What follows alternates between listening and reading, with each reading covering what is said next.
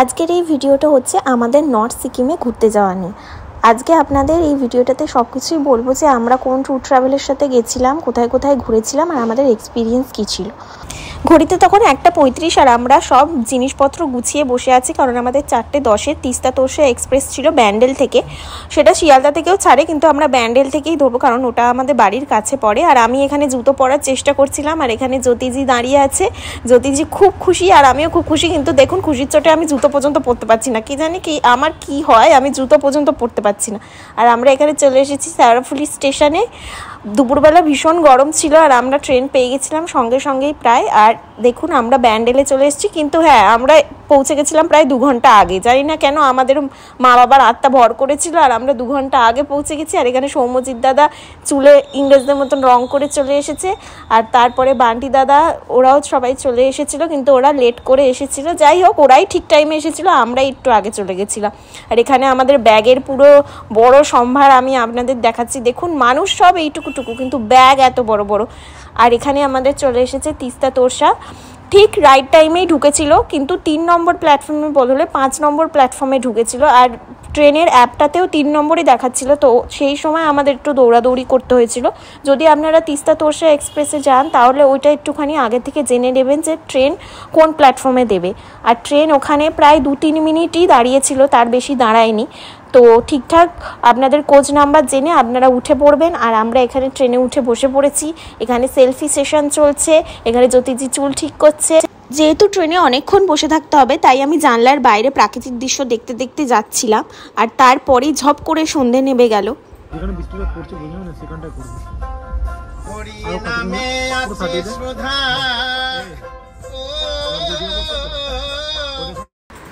তারপরে শুরু হলো আমাদের লুডো খেলা। লুডো খেলতে গিয়ে এর ঘুঁটি ও কেটে দিচ্ছে, তার ঘুঁটি সে কেটে দিচ্ছে, সেই নিয়ে ঝগড়া ঝাঁটি শুরু হয়ে গেল। তারপরে এমন হলো যে লাস্ট অবধি লুডো খেলা বন্ধই আমাদের করে দিতে হলো। এখানে দেখতে পাচ্ছেন সবাই চাল দিচ্ছে, আর বারবার সৌম্যজিৎ দাদারই ঘুঁটি কেটে দিচ্ছিল, ওই জন্য বেচারা আরও রেগে গেছিলো। বাড়ি থেকে আনা রাতের ডিনার খেয়ে আমরা সবাই শুয়ে পড়েছিলাম, কারণ আমাদের ট্রেন 2:10 এনজেপিতে ঢুকতো, কিন্তু ট্রেন প্রায় আধ ঘন্টা লেটই ছিল। আর এখানে দেখতে পাচ্ছেন সবাই কিন্তু ঘুমানোর নাটক করছে, কিন্তু আসল ঘুমোচ্ছে বান্টি দাদা। চোখে পুরো রুমাল বেঁধে শুয়ে পড়েছে ও, আর ওকে ডাকলেও আর সাড়া দিচ্ছিল না, পুরো মরার মতন ঘুমোনে। 1টা বাজে আমরা সবাই উঠে পড়েছি। একটা নেই, 1:43 বাজে, ওটা 1:45 বলে। ঘুমের পরে সবাই পাগল হয়ে গেছে, কিচ্ছু দেখতে পাওয়া যাচ্ছে না। বাইরে কি দেখাবো, স্কিন কেয়ার রুটিন চলছে। আচারের সাথে একটু আলুর পরোটা হবে, একটু বাটার হবে, এত বড় কাপে একটা চা। ও স্বপ্নটা ভাঙো তো কেউ চড় মেরে।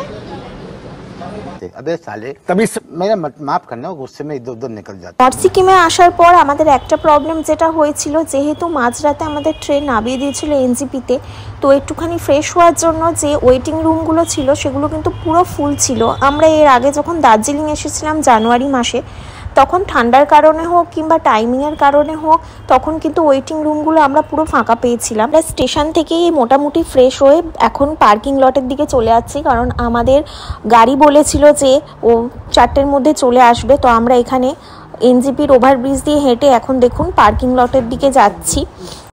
আমাদের প্যাকেজের মধ্যে এনজেপি থেকে সিকিমের হোটেল অবধি নিয়ে যাওয়ার কন্ট্রাক্ট ছিল, তো সেই হিসাবে আমাদের কিন্তু ড্রাইভার বলেছিল 4টের সময় আপনারা বেরিয়ে আসবেন। আমরা সবাই মানা করেছিলাম, কারণ 4টের সময় প্রায় চারদিকে অন্ধকারই ছিল, আর আমরা পাহাড়ি রাস্তায় অন্ধকারে যেতে চাইছিলাম না। তবু ওনার জোরাজোরি করায় আমরা বেরিয়ে এসেছিলাম। আর একটা যে সমস্যায় পড়েছিলাম, উনি ভীষণ জোরে গাড়ি চালাচ্ছিলেন। প্রায় ধরে নিন এনজেপি থেকে সিকিম যেতে যেখানে 4.5 ঘন্টা লাগে, আমরা প্রায় 2.5 ঘন্টার মধ্যে পৌঁছে গেছিলাম। আর প্রায় আমরা গাড়িতে সবাই প্রায় মোটামুটি আমাদের গা গুলিয়েছে, বমি পেয়েছে, কারণ পাহাড়ি রাস্তায় অবশ্যই আমাদের সমতল থেকে গেলে একটু অসুবিধা হয়। আর উনি এত জোরে ড্রাইভিং করছিলেন যে আমাদের আরও অসুবিধা হয়েছে। কিন্তু দেখুন এই দৃশ্যগুলোই মন জয় করে নেয়। কি সুন্দর তিস্তা নদী বয়ে চলেছে আর জলটা এত পরিষ্কার ছিল। আমরা ভেবেছিলাম আমরা কিছুক্ষণ দাঁড়াবো, ফটো তুলবো, কিন্তু উনি 1 সেকেন্ডও কোথাও গাড়ি থামাননি। 2-3 বার খালি গাড়ি থামিয়েছে, তবু সৌম্যজিৎ দাদা আর বান্টি দাদা বমি করতে গেছিলো সেই হিসাবে। গাড়িতে করে এলাম না প্লেনে করে এলাম বুঝতে পারলাম না, কিন্তু 6:45টার মধ্যে আমরা পৌঁছে গেলাম সিকিম। আর এই হলো আমাদের হোটেল।